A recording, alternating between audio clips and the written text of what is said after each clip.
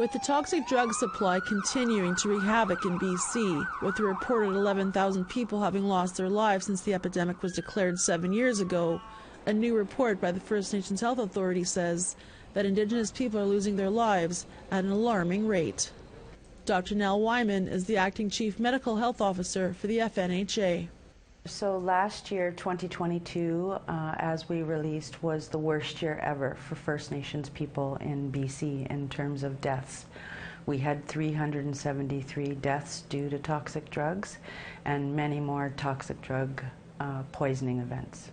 And one of those families hit hard by the crisis is Audrey Segal.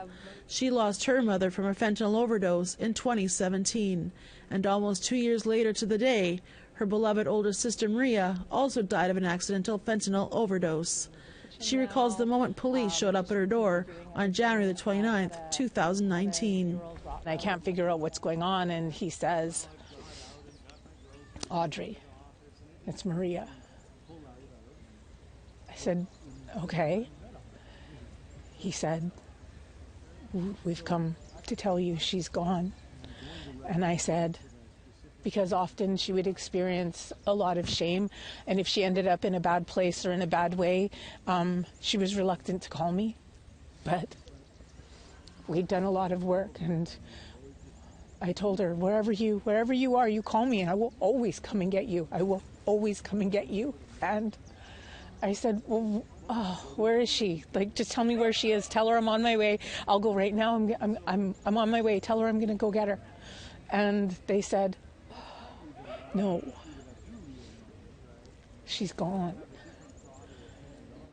And it was at that moment that Audrey says her world completely shattered. Maria was not just her sister, but her best friend. He told me where she was. He told me a certain time. He said that 3 teams of paramedics worked on her in rotation, and that they were devastated that they couldn't revive her, that it was instantaneous and she didn't suffer.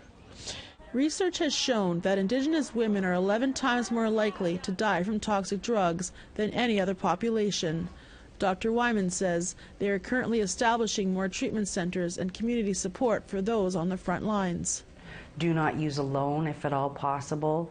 If you have to use alone, and you have a phone, try to use something like the Lifeguard app. Be aware of drug alerts that go out in your community. If you have access to drug checking or drug testing strips, for example, it would be good to use. And as for Audrey, she says she still struggles with grief every day. It's not the same. That I'm not the same. That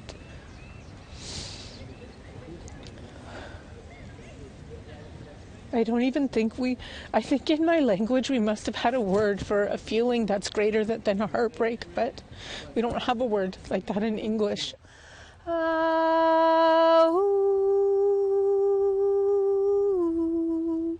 Tina House, APTN National News, Vancouver.